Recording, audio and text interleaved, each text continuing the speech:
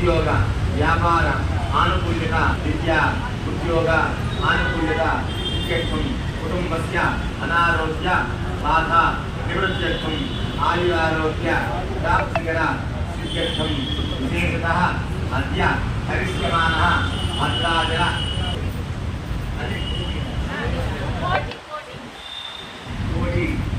కోటి సంబంధిత అనుగ్ర ఇది కార్యం కర్తుం మాం అనుగ్రహాన యోగ్యత సిద్ధ్యర్థేన గణపతి అనుగ్రహేణ సకల కార్య ఏతత్ దిగ్విజయత సిద్ధ్యర్థం మనః సంకల్పిత సిద్ధ్యర్థం ఆచరిస్తే మంచిగా గణపతికి నమస్కారం చేసుకోండి.